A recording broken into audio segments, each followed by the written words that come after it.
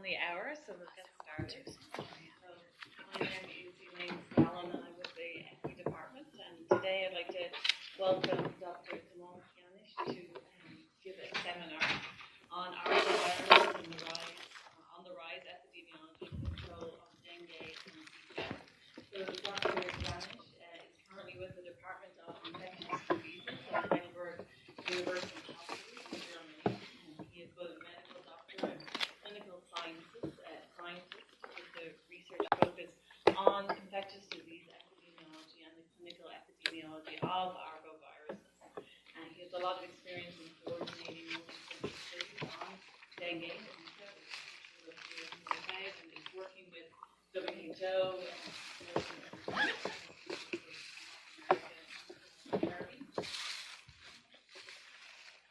Thank you, Elaine.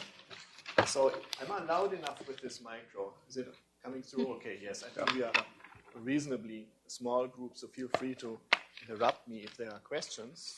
So, consider that kind of a seminar character. So, I'm, as Elaine said, I'm a medical doctor and PhD from Johns Hopkins, and have concentrated on arbovirus research and infectious disease epidemiology for the last 12 years. And what I want to do in this talk, I want to briefly go over the global spread of arboviruses that we are facing today, then coming to the clinical epidemiology of dengue and the Zika cohort research that I'm involved in or that I'm coordinating, and with special emphasis on the current state of knowledge regarding the risk of microcephaly or congenital abnormalities and the variability of these estimates that we see and that are currently unexplained. And then I'm going to end with some general remarks where things are going with regard to Zika cohort research and the cohorts that are currently underway. So I was involved in multi-center observational clinical research activities for the last 12 years with 3 European Union funded research consortia. The first one is the Dengue Consortium, where I was the overall coordinator, and the main focus on that was to collect evidence for a revised classification of dengue. So the dengue classification that we have right now, that dates from 2009, issued by WHO, is based on the evidence of that study, and that's where the DHF-TSS classification was replaced by a more clinically and evidence-based system of severe dengue, and severe dengue divided into certain categories. And then we went one step further with the IDEMS Consortium, researching the warning signs that may be used to differentiate between patients that need to be monitored more closely or those that can safely be sent home. And that's currently being finalized. The study went on till 2017, and we are now finalizing the analysis both on diagnostic as well as prognostic indicators for dengue and for severe dengue.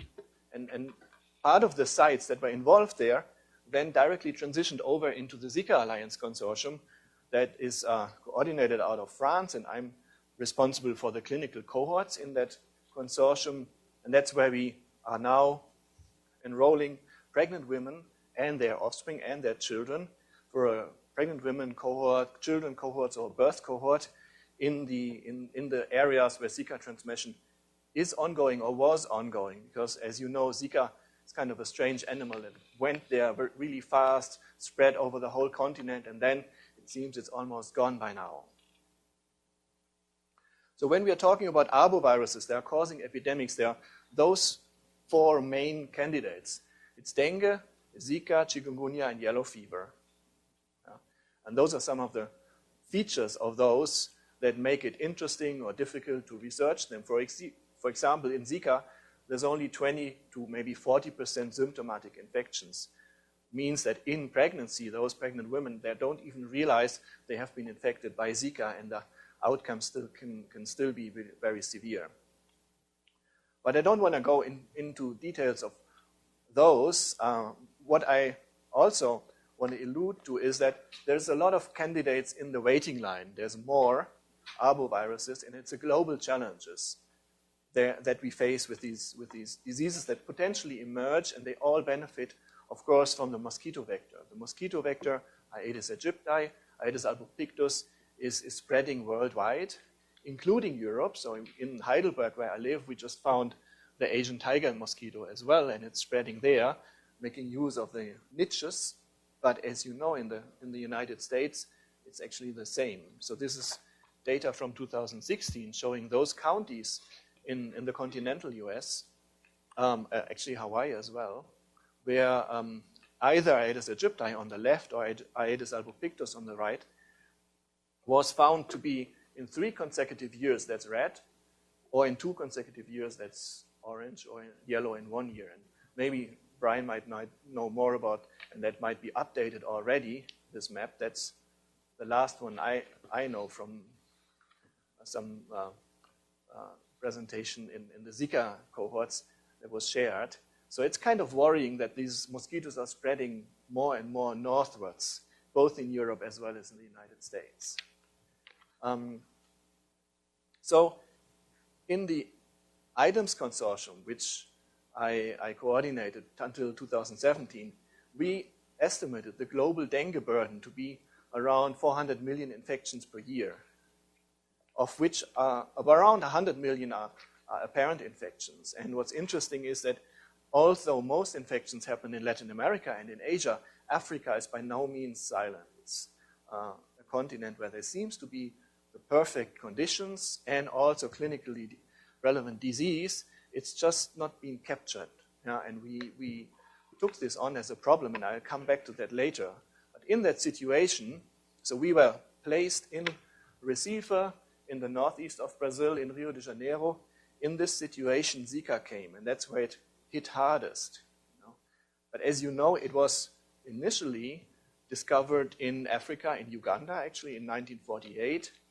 Then first jumped over to Asia and caused disease there, maybe not a lot. So before 2014, there were maybe 50 papers total on Zika. And then it jumped over the biggest body of water that we have on the planet, the Pacific Ocean, which is, for an emerging disease, something that you would never predict. And then came to Latin America via French Polynesia. As we know, they had an outbreak there as well. And now there seems to be a move back to Africa. At least it has been described on the Cape Verde Islands. And the big question is, will it do full circle and then colonize Africa again? And it might have changed on the way. There's some indications that it has acquired mutations that might have made the virus more virulent for congenital complications, for neurological complications. And if that happens, then we need to be prepared in Africa as well and have molecular surveillance there for the new virus strains. But there's a lot of challenges on that way. So we have cross-reactivity in serological tools that are quite extensive between dengue and Zika and other flaviviruses. There are potentially immunological interactions as well, priming people to have more severe complications or not, or even protection. And as I said, if we talk about Africa, we need to have some molecular surveillance in place to capture these new variants that might be colonizing there. Just to give you a glimpse, we are present in Africa, in Burkina Faso, and that is the northern part of Burkina Faso, and the picture shows actually a situation with a sandstorm. So it's not at all a country where you would think there's a lot of dengue transmission going on. It's not moist, it's not close to an international airport, population density is very low in Sahelian zone, and still we see quite a substantial seroprevalence that's increasing with age. And malaria, in a regression model, malaria or fever was not explaining part of that variability over age. So it really seems to be the cumulative incidence or cumulative exposure through lifetime. And when we backed this up with confirmatory tests, with neutralization assays, the signal was still there, of course smaller. So the seroprevalence was divided by 3 on average. From dengue, where we have seen 53, 55% with ELISAs went down to 20.2, and in Zika from 6 to about 2.3 on average. But there seems to be transmission. All the three viruses that we are talking about, dengue, Zika, and chikungunya, are circulating in Africa and at this moment. And this is the same situation that we have elsewhere. Yeah? Just to see that what this prompts is that we really need to work on diagnostic tools and capacity development in Africa, improving estimates of the epidemiology and burden, but also looking at vectors and health policy. And that is by no means different to other areas of the world. I just took this brief detour on Africa to come back to the Latin Americas and to the Pacific. The first time that this was noted, that we have the concurrent outbreak of 3 arboviruses, of dengue, chikungunya, and Zika, was in the Pacific, in French Polynesia and the other countries on the Pacific in 2012 to 2014. And then the same thing now happened in Latin America.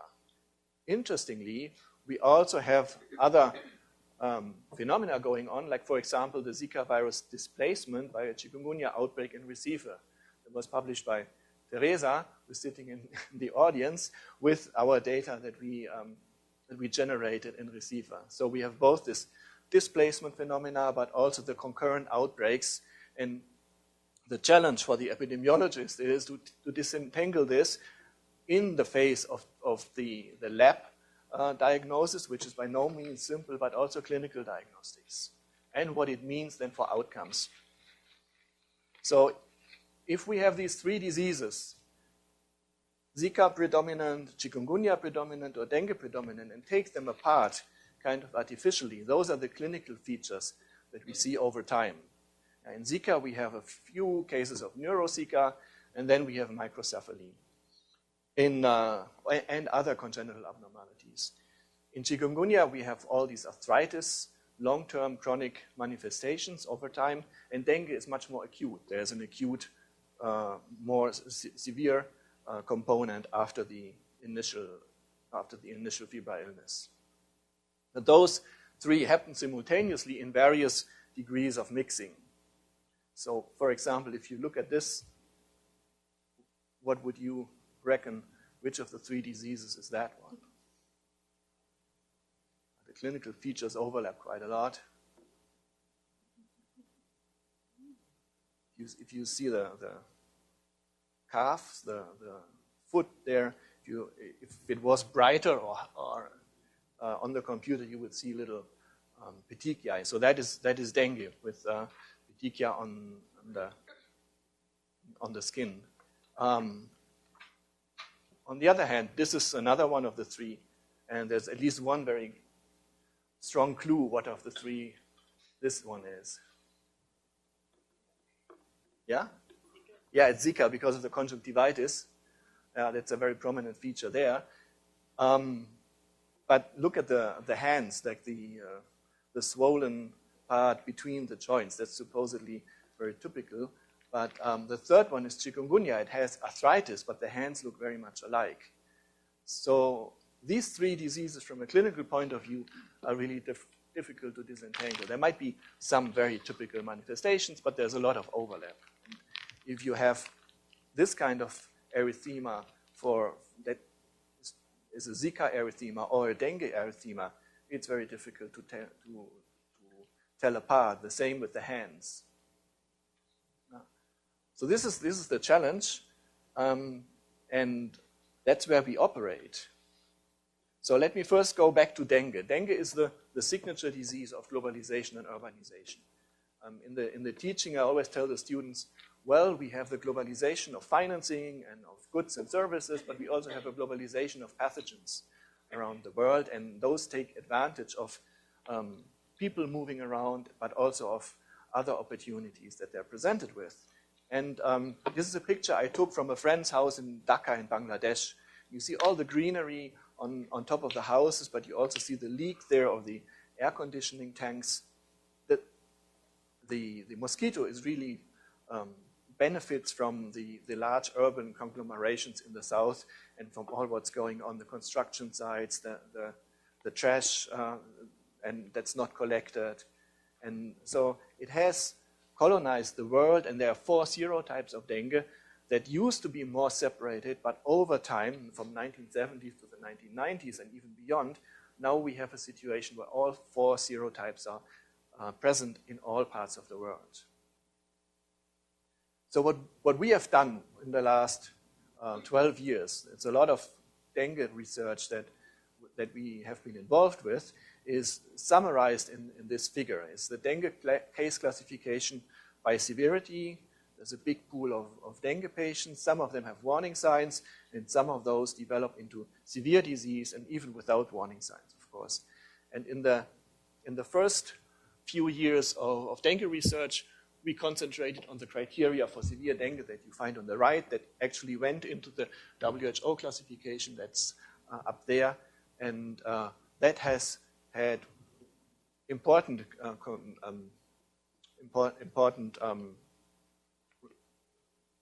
implications for research on dengue as far as outcomes are concerned and the categories of severe disease. And then we concentrated on the warning signs and on the case definition, the other 2 boxes. So the warning signs to tell apart those that are at risk for severe disease, and then the case definition as a means to classify dengue in the absence of confirmatory lab testing. And what we are currently doing is we are working on updating this WHO dengue guide with using diagnostic indicators for dengue versus other febrile illness, but also prognostic indicators or warning signs for severe dengue. And if successful, and we have some very promising data, that will find its way into the IMCI guidelines. So in order to make sure that in the periphery, and mostly in Southeast Asia in this case, the IMCI guidelines are updated. The age range needs to be extended. Currently it's up to 5 years, but a lot of severe dengue takes place in children 8, 10, 12 years old. And the age, the median age slowly moves up because of the transmission changes in Asia as well. But still a lot of severe dengue, for example, in Vietnam, takes place between 8 and 12 years. So that will hopefully find its way and then have important implications for these IMCI guidelines in Southeast Asia. And how does it look like in practice? So if we do this research and what we have done for the last 10 plus years, it looks kind of clean if you see this sketch of enrollment, daily assessment, follow-up with all these samples that are collected. But if you are involved in this in real life, and we have done this for 7,500 patients from Asia and Latin America, it's a mess. Like, it's pretty crowded. There's a lot of negotiations going on. Of course, a lot of ethics, of course, is very important to make sure that this research is carried out ethically. This is a picture of a busy ward in Cambodia with children in a dengue ward. And these are pictures of a girl in Vietnam that actually had severe dengue and recovered. So, I mean, some of you know that this clinical research is a very interdisciplinary undertaking and draws a lot on the resources locally as well as in the coordination. So in the clinical epidemiology of dengue, and that's me with Bridget Wills from the Oxford University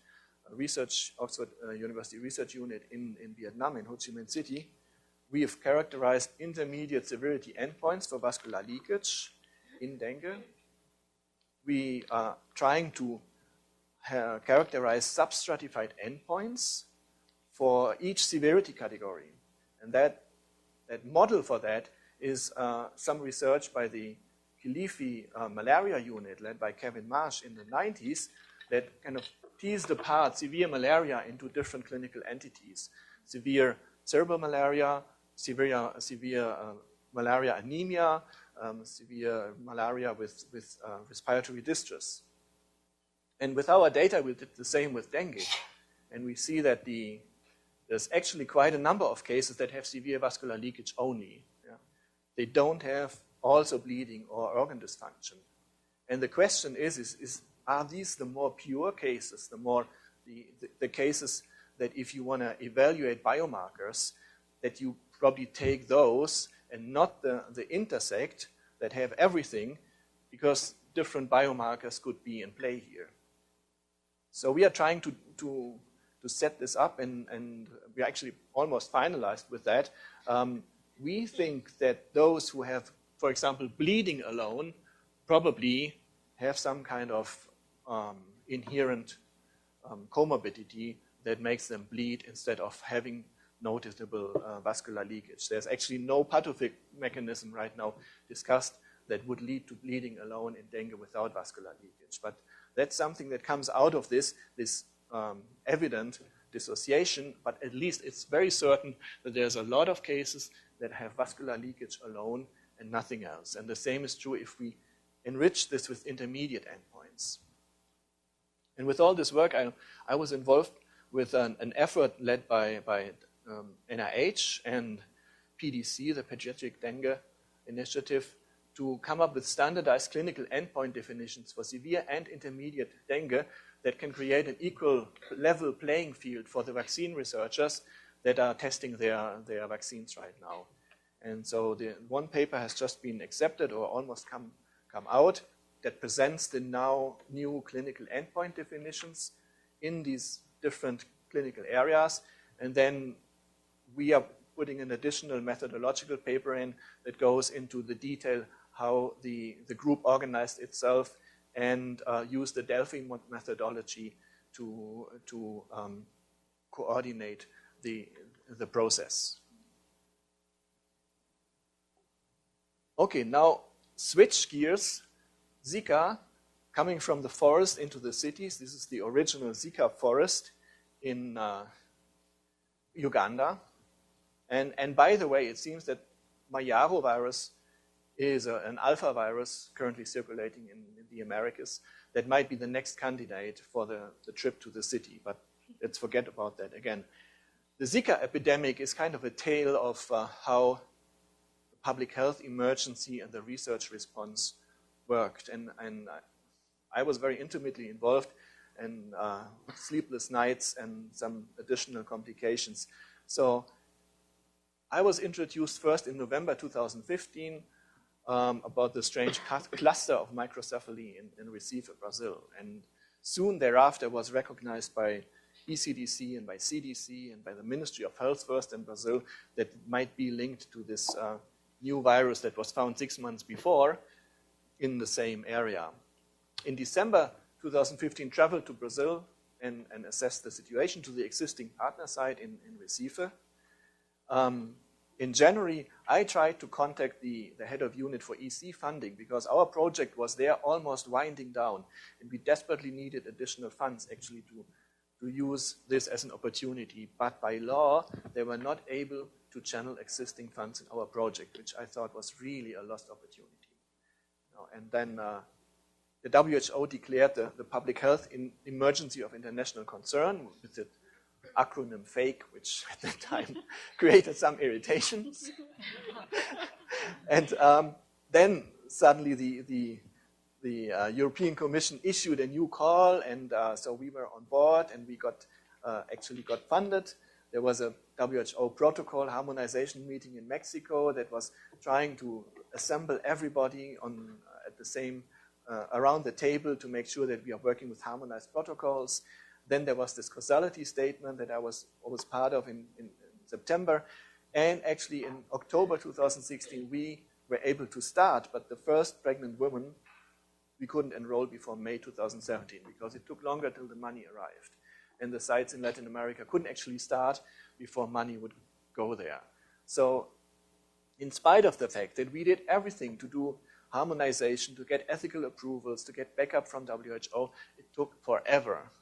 And now we are here, and we are on the tail of the epidemic and trying still to recruit cases by moving around. We just included Peru as a new site just to see whether still at the fringes of the distribution still cases coming. So this causality statement that was issued at that point in time, the causality was not accepted by everybody. And so the WHO convened panel concluded kind of cautiously that the most likely explanation of available evidence was that this is linked. And then it also put the finger on the cofactors and possibly on dengue playing a big part as a cofactor or effect modifier in explaining the current variability that was seen at that point in time. So that is something, of course, we are very interested in to characterize these cofactors and effect modifiers.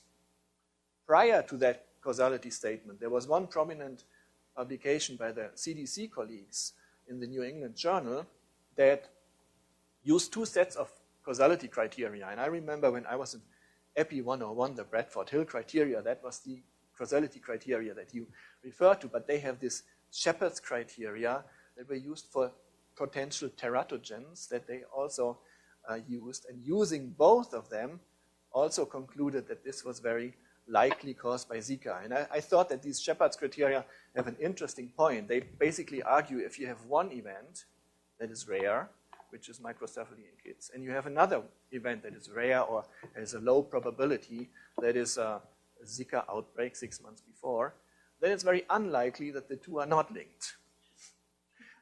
That's at least one of the criteria in the Sheppards criteria that then led to the causality statement.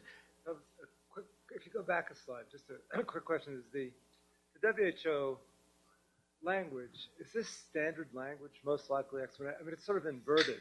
In other words, you usually speak of the strength of evidence for an association rather than the most likely explanation. So if you look at Surgeon General's reports or any of the sort of standard inference around describing strength of evidence, it would read more like what you showed from the New England Journal. So I'm just curious whether that was standard language or the expert panel just created their own way of saying it. No, because the expert panel, this is why I was showing this, the expert panel went through the Bradford Hill criteria. And then actually many of them, especially the one on dose response, the biological gradient, was very difficult. There was a strong signal, but when the dose response relationship couldn't clearly be demonstrated, although the specificity not. So it was felt that at the same time, we were convinced that must be because the signal was so strong, but applying the strict set of Bradford Hill criteria wasn't doing it justice, and that led to this cautious language in the WHO statement. And here they applied the Sheppards criteria as well. So I think that this was being more cautious than what was published a few months before by the CDC colleagues. So this is referring back to this pediatric emeritus professor out of Seattle who came up with these criteria. So what is my role in this undertaking? So in this SICA Alliance consortium that's coordinated out of Marseille in France, I'm coordinating the clinical science, epidemiology, and modeling work package, which is dealing with the pregnant women and the children cohorts. And I'm also responsible for harmonization of data and a roadmap towards data sharing, which was a mandatory work package the EC commissioned us to do and is across 3 EC-funded Zika consortia. And then I also got into the WHO-moderated effort of the IPDMA, the individual patient data meta-analysis, and we published harmonized protocols early in 2016 using the available items dengue protocol in order to get everybody on the same stage. Now, this is what we have in the network. So we have a very big network. For example, in Mexico alone, there's like 5, 6 sites out of 2 institutions that are doing this research with us. And the French overseas, they have their own funding, but they will channel their data into our cohorts once they have published it. And we are working on the harmonization of this data right now already with the sample of that. And Patricia Brazil in Rio de Janeiro also has pre-existing cohorts that are channeled into this. So we benefit from these initiatives. At the same time, as I said before, it was frustrating to see how long it takes and that we are actually then at the tail end of the epidemic. What have we learned so far about Zika and congenital abnormalities. So we've learned the absolute risk of congenital abnormalities, mostly microcephaly, seems to be in the range of 3 to 8%. There is potentially a big variability between risk estimates over geography and time, or between the prospective cohort studies and the secondary data analysis that have been done. There's no significant risk difference between symptomatic and asymptomatic pregnant women, at least in the United States Zika pregnancy registry, which is worrying because if you don't have symptoms, you're not safe. By trimester, there seems to be the highest risk in the first trimester and the lowest in the third trimester, which biologically also makes sense because of the vulnerable periods over the course of the fetal development. And we have a description of the congenital Zika syndrome beyond microcephaly. But if we take these 3 cohort studies that were published right now, so the United States Zika Pregnancy Registry, the one out of the French overseas, mostly Guadeloupe, and then the smaller study in Rio de Janeiro that was published first by Patricia Brazil, first of all, they have different outcomes. So Patricia Brazil only reported microcephaly in the range of 3 to 4%.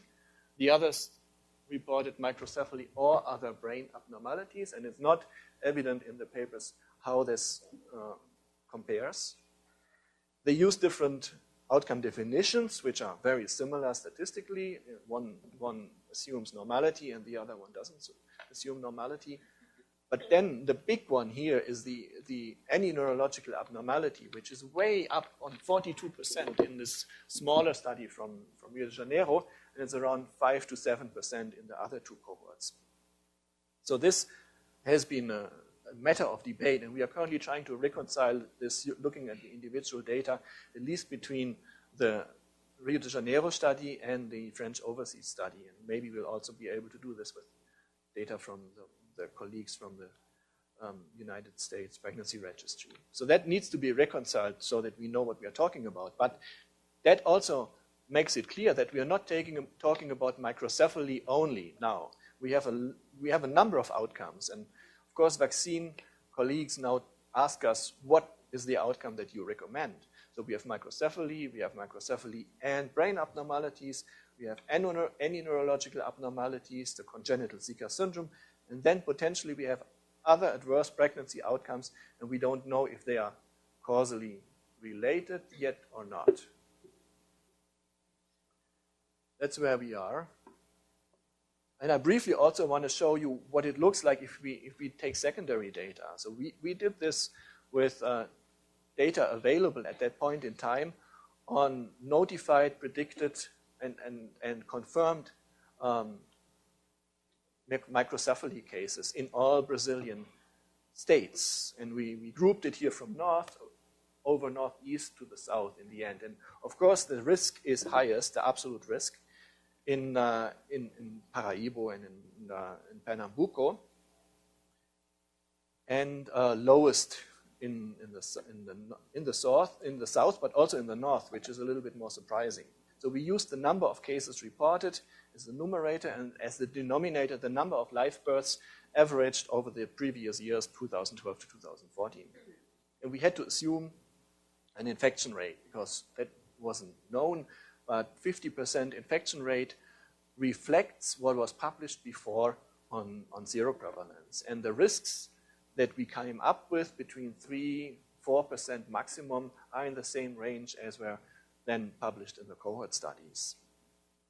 So if we use the seroprevalence after the epidemic, it seems that the herd immunization threshold, so the point at which there is no more transmission, seems to be around 70, 60, 60%, which we then used also to direct us where we would still be able to expect additional cases. So in Bolivia, for example, we did this in different cities, and we decided then to continue with the study in Santa Cruz, where the seroprevalence at the time was 21% only. And we are now embarking on a project in Recife again, with the hypothesis that there must be heterogeneity, there must be pockets that haven't been exposed yet, possibly according to socioeconomic status, and we want to know how big this difference is. So we will do the seroprevalence surveys in the next 2-3 months. So if the variability of that risk is real, which are candidate cofactors? Could be the virus, but then we have about the same virus or the one that acquired the mutation all across Latin America. Could be in immunological interactions, previous dengue, and how far apart, how distant in the past that occurred. Could be the yellow fever vaccination prevalence. Poverty was described to be a risk factor for congenital abnormalities, but that can have many reasons, and could be exposure to mosquitoes, could be sexual transmission, STDs or torch, other infections where you have a mucosal infection in the reproductive tract and possibly leading to a local ascending infection without even having a systemic infection that at some point was discussed. Or it's the access to abortion services that rich people actually had the opportunity to get an illegal abortion to a greater extent and then didn't have microcephaly or even reporting bias. Environmental toxins were discussed for a long time, the pyriproxyfen hypothesis, but is very unlikely at this point. Genetic factors, just to be complete, need to be mentioned. Or it could all be an artifact, based on the heterogeneity of definitions of assessment of the outcome, of assessment of the exposure, of diagnostics. So there's a lot to do research on here. But I just wanted to mention that with Brian, we had discussed this early on. What kind of study design would we need to disentangle if household with sexual partners in a household would be more likely to transmit, and if an infection is actually due to a sexual contact than by a mosquito contact. And there has been some data published on that recently, but it's based also on infections still ongoing, which currently is definitely a challenge. So, what does the children cohort look like? I want to share with you the basic study design. So we have the pregnant women cohort that feeds into the children cohort. And basically we divide up the pregnant women into those that never had an infection during pregnancy, that have the Zika infection during pregnancy, and that might have had a dengue or chikungunya infection during pregnancy. And then in all these three groups, they can have an abnormality at birth or not. And in order to save resources, we then will group in a 1-to-1 or 1-to-2 ratio those children born to mothers who had a documented infection during pregnancy to those where everything was normal, that didn't have any arboviral infection in pregnancy, which is the group C. And out of these, we will then select a random subset then to be followed more intensively together with the group A and B. And we have made adjustment for a group on the side where pregnant women were not enrolled in our cohort, but for some reason the infection has been documented, and where then we can follow up a standalone children cohort, provided that that infection is documented during pregnancy. Yeah? What about spontaneous abortion in women who are trying to get pregnant? It seems like you're only enrolling pregnant women. That's obviously a certain period of time. Do we know about the connections with decreased spontaneous abortion? Well, we enroll as early as possible in pregnancy. So it's true in our enrollment criteria, pregnancy has to be present.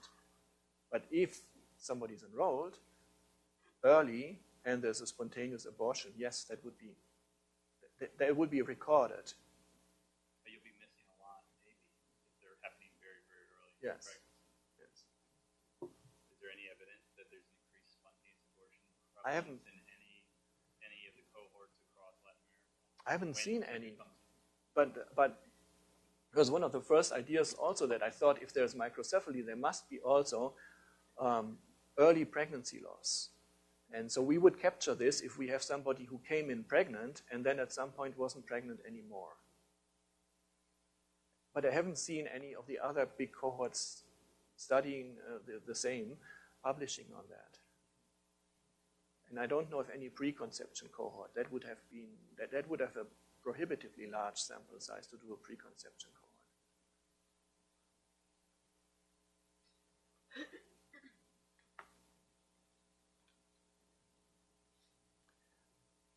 So the main objectives on the side of the pregnant women cohort, of course, are to determine the absolute and relative risk of congenital abnormalities. What we already have some idea what that would be.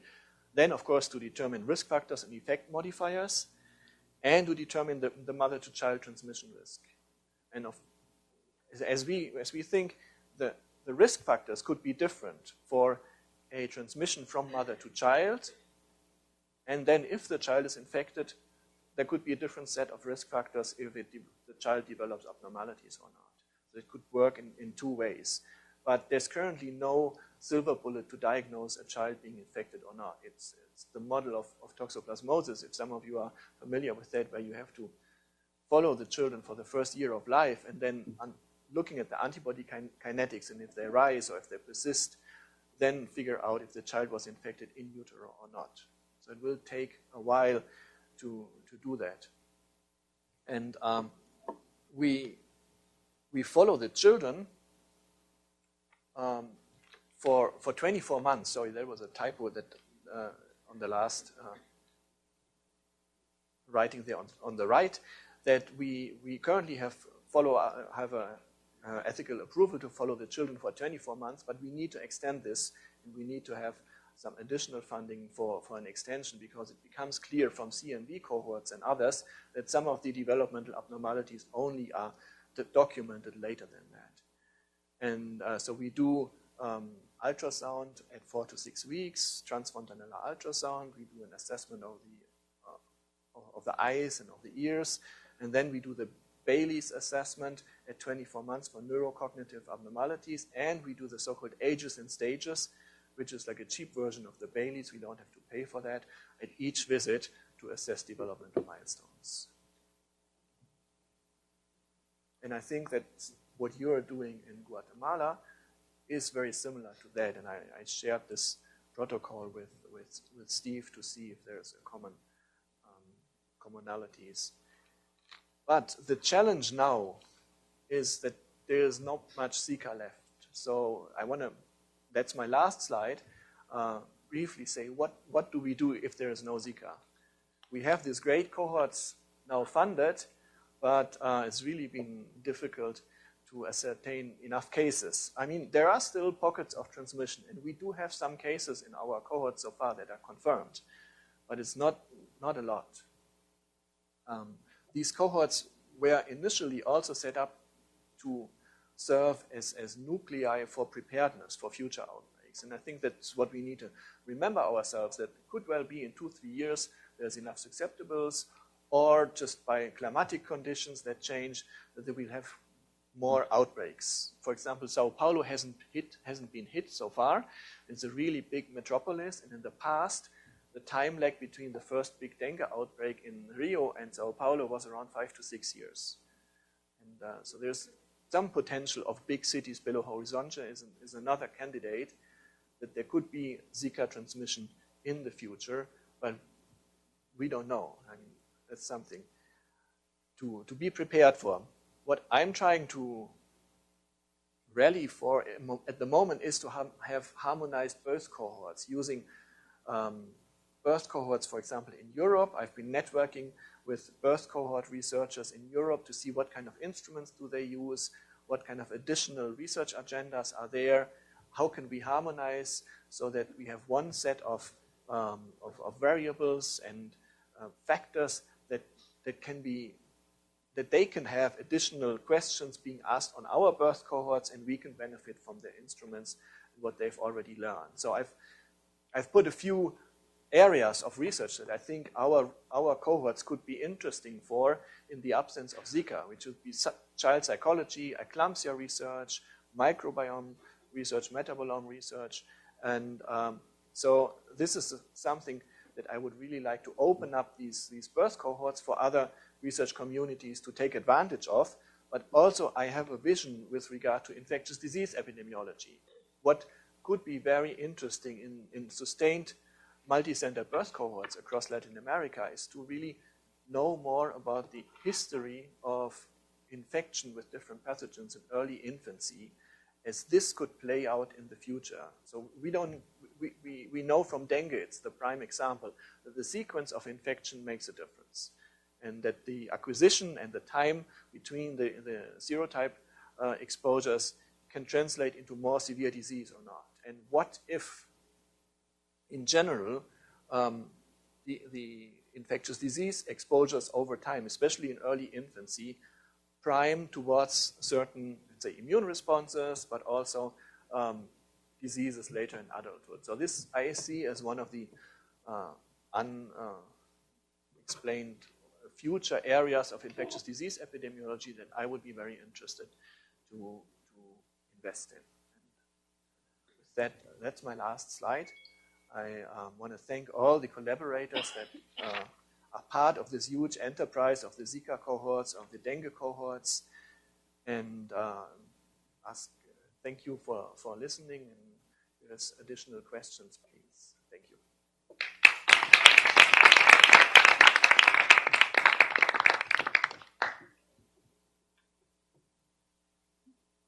I have a question. So, what do you think the lessons learned are for the next big epidemic or pandemic? Because there will be one, right? And that was a great story of how, you know, you did everything possible and you were there, and yet it was still too late. So how do we really get prepared for the next whatever? So we are involved in adapting the protocols that we have into, that they're on the shelf sitting there and ready to be drawn out of the shelf. For chikungunya, for example. So just 2 weeks ago was sitting with a student in Heidelberg looking at the research gaps in chikungunya and just say, okay, what do we need in the protocol to address this in terms of core studies and additional studies, and that would be ready to go. For example, in a European chikungunya outbreak, because that's the next one that might threaten Europe. The other thing is, so we initially wanted WHO to do ethical approval for our protocols as a backup for and speed up local approvals. And so we handed in our standardized protocols in the fall of 2016. Still not approved. Meanwhile, we have approval in all the countries. We have even amendments, but I would say WHO hasn't done their job. And it needs to be defined what their job is. So they might have expected that we want to have the study that we handed in as one study somewhere exactly as it is written in that protocol. And maybe they didn't understand that it was to be a blueprint standard protocol, that they give some kind of backup approval to push and facilitate the country MOHs and ethical review committees to act upon it faster.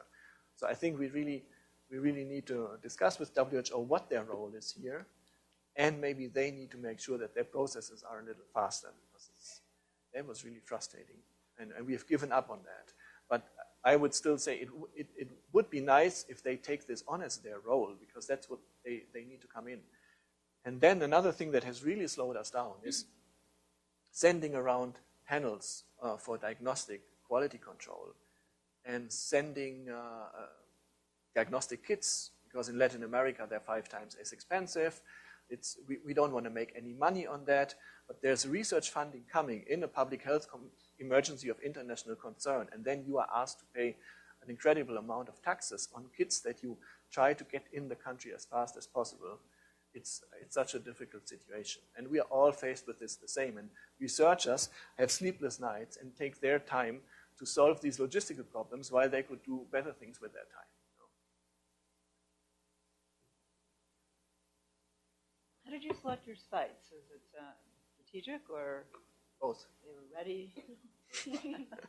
So we had the existing subset of sites. Recife was the obvious one. That's where it all started. So there was the highest caseload. And then Rio de Janeiro as well. And there were very good research teams on the ground. And then we went from there and selected additional sites according to their capabilities and according to epidemiology.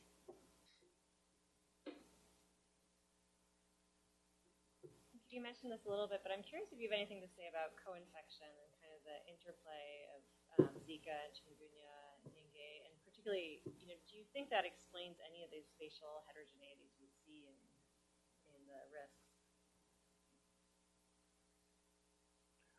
That is one of the hypotheses, that the interaction with dengue might explain the heterogeneity of the risk for congenital abnormalities. And there have been a number of papers in vitro proving this. In vivo is much more difficult. But this is sequential infections. You were talking about co-infections, so having the same virus at the same time. There's only few documented cases where that has been the case. And so the number of that is so small that I wouldn't dare to interpret this in any direction. No. But we know from chikungunya also can cause congenital abnormalities if it's a perinatal infection, so around the time of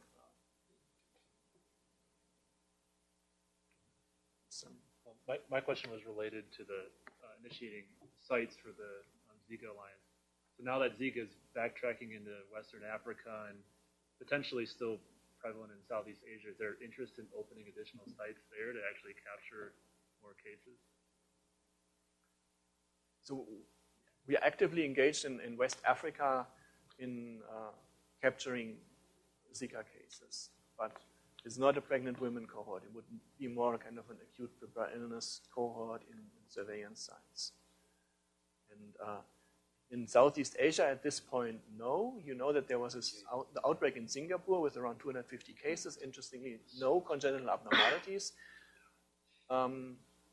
So we are currently not looking at Southeast Asia, but would be a possibility because of the pre-existing sites that collaborated on the dengue network. So any comments about climate change in these viruses? I guess from the point of view both the vectors and the warmth and new ranges for them. So at the fringes of the distribution, that's definitely the big driver. That's what we see in Heidelberg. We know that our upper Rhine River Valley is very well suitable for the mosquitoes, and then the viruses as well. Has been shown that if the temperature is above 28 degrees for like 13, 14 days, also at night, that still needs to be figured out, the transmission of Zika would be possible. Collecting local mosquitoes from the upper Rhine River Valley. And we had a heat wave this summer, so that would be possible. However, the important driver is the mobility. So where we have these local mosquito colonies, it's always connected to industry, where they have very intensive trucks coming back and forth between southern France or Italy and Freiburg or Heidelberg and so on. The mosquitoes itself travel supposedly around 200 meters per year. So a colony could by itself move very slowly, but it's being moved by people. So I was just before coming here in Colombia at the EcoHealth conference, and I presented some of that data more with regard to climate change or with regard to ecological corridors, and could you possibly identify ecological corridors along which mosquitoes move, or these emergence events, could they be the risk factors for emergence, do they differ according to the environmental covariates? And I think yes, and it's a big area of research, would be very interesting, and in the context of trying to see which research activities would be the best profile for an arbovirus consortium here in Colorado with the existing Guatemala site. I'd be very interested in this climate change or environmental change agenda. Just discussed with Jonathan Patz as well, who mentioned that you visited him in Madison some weeks ago.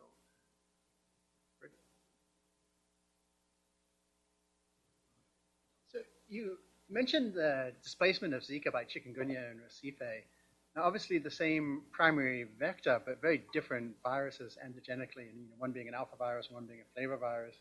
You shouldn't expect much in the terms of cross-protection or cross-immunity. So what are the postulated hypotheses for why chikungunya would displace Zika like that? I don't know.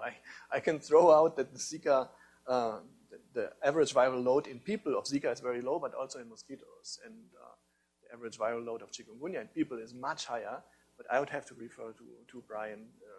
Or to Teresa published that paper, but you maybe know about possible like displacement mechanism. Well, I think most of the population was immune already to chikungunya, to Zika, and there might be some competition in the mosquitoes too, or some host competition there among the virus, even if they are antigenically different, but they are competing in the same hosts, right? And I think mainly because the population was already immune to Zika when chikungunya hit. The tech has been doing co-infection studies of individual mosquitoes with chikungunya and dengue, or Zika. Yes, but we haven't analyzed it.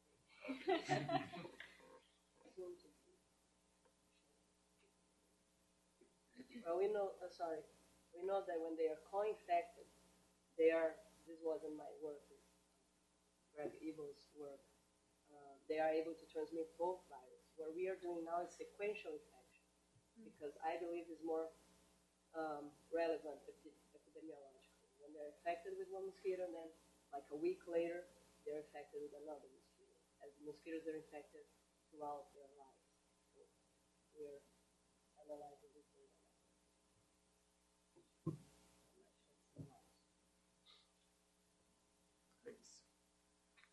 I didn't hear you talk much about prevention, and wondering, do you think there has been an effective prevention, and does that explain any variability, or is it just too difficult to prevent? I know from what I've been talking with the people in Latin America that pregnant women didn't leave their houses, especially in the middle class or upper middle class. I think it was a huge behavior change that took place. And so I'm very curious to see if even in the epicenter of Zika in Recife, if you still find considerable heterogeneity of seroprevalence now. But that's what we are just starting.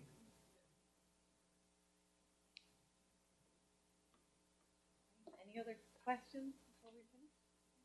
All right, thank you. Thanks.